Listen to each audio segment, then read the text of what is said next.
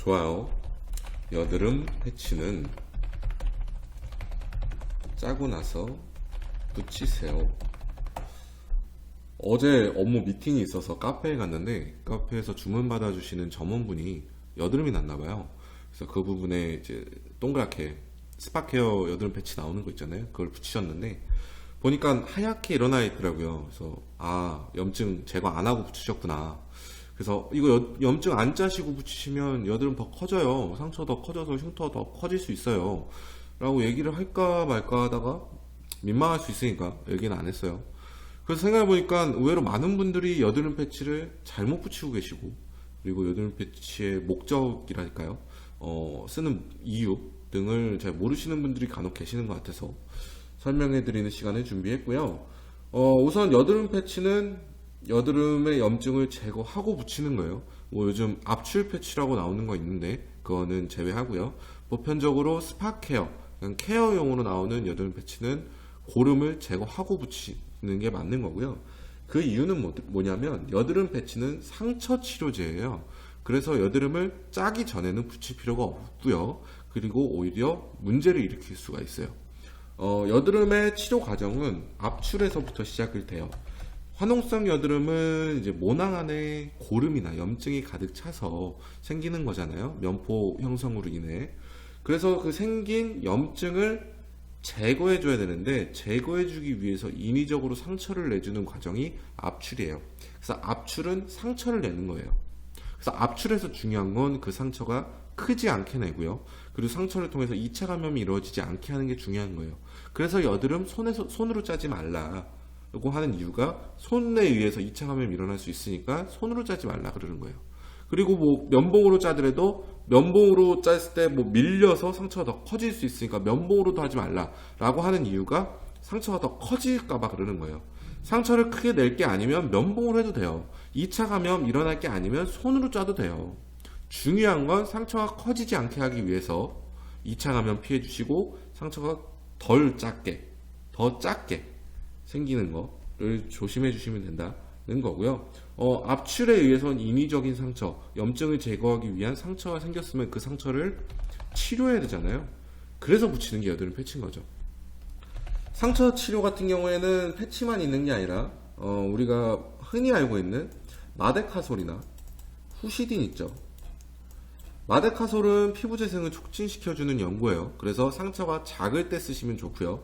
후시딘은 2차 감염을 막아주는 연고예요. 그래서 상처가 클 때 쓰시는 게 좋아요. 마데카솔과 후시딘의 선택은 그렇게 하시면 되는 거고, 그럼 여드름 패치는 뭐냐? 상처가 건조해지지 않게 막아주는 거예요. 여드름 패치는 상처에 붙어서 공기는 통하지만 이제 물은 못 통해서 촉촉한 상태로 건조해지지 않게 해주는 거죠. 그래서 패치로 붙이는 메디폼처럼 이런 붙이는 상처 치료제도 있지만 바세린처럼 바르는 것도 있어요. 바세린은 뭐 상처를 더 마데카솔처럼 상처 회복을 촉진시켜준다든가 후시딘처럼 2차 감염을 막아주진 못하지만 촉촉하게 해주는 보습제죠. 촉촉하게 해줌으로써 상처를 더 빨리 낫게 해줘요. 그럼 왜 상처가 촉촉해야 빨리 낫냐? 진물 때문에 그런 거예요.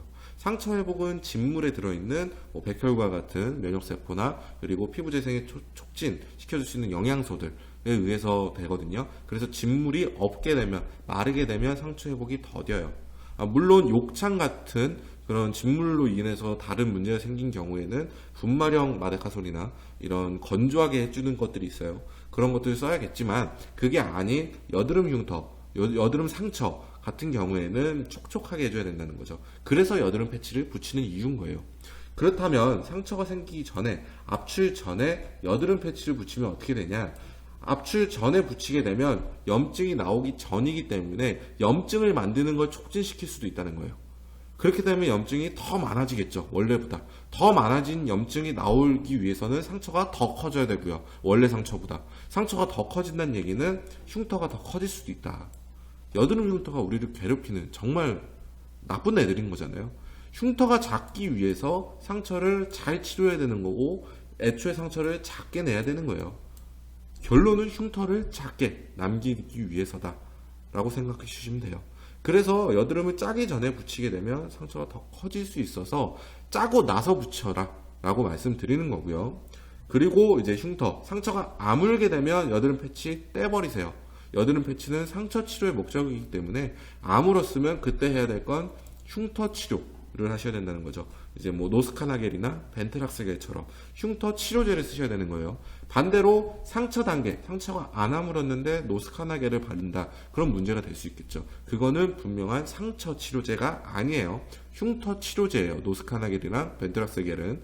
그래서 상처에는 마데카솔이나 후시딘 발라주시고 수분밴드 붙여주시는 거고요. 상처가 아물었다. 그때는 떼주세요. 떼서 흉터 치료, 흉터 관리 해주시면 되는 거예요. 그 단계별로 알맞는 걸 해주시면 된다는 거죠. 그렇다면 일반적인 그런 스파 케어가 아니라 압출 패치로 나온 여드름 패치들은 뭐냐는 건데, 걔네들은 뭐 살리실산처럼 각질들을 용해시켜 준다든가 그런 것들을 좀 넣어놓은 피로포팩이라고 생각해 주시면 돼요. 피로포팩은 이렇게 뜯어내는 팩이죠. 뜯어내면서 뭐 모공을 막고 있는 피지라든가 그리고 떨어지지 못한 각질들을 잡아서 나오는 피로포팩인 건데, 과연 피로포팩으로 여드름을 압출했을 때 상처가 작을 수 있냐라고 봐야 된다는 거죠. 압출 단계에서 가장 중요한 건 상처가 작게 나오는 거예요. 상처를 작게 하기 위해서 2차 감염도 막아주는 거고, 상처를 작게 하기 위해서 전문 압출 장비로 쓰는 거예요. 그럼 여드름 패치, 압출 패치를 썼을 때 상처를 작게 해줄 수 있냐? 글쎄요. 전체적으로 흡착을 돼서 뜯는 개념인데 상처가 작을 수 있을까요? 글쎄요. 그거는 아직 모르겠어요.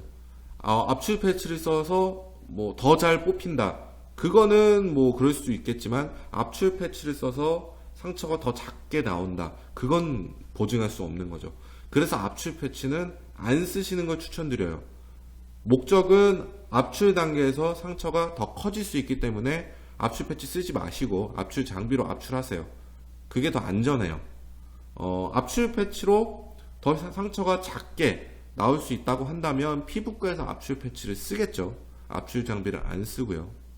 압출 패치 안 쓰잖아요, 피부과에서. 그래서 압출 패치는 좀 위험할 수 있어요. 그래서 압출 패치는 아예 안 쓰시는 쪽으로 가시는 게 좋고요. 그리고 이제 스파케어 여드름 패치는 상처 단계에서 쓰셔라. 그래서 짜고 나서 상처가 생겼을 때 쓰셔라. 그 전에 쓰면 상처가 더 커질 수 있다.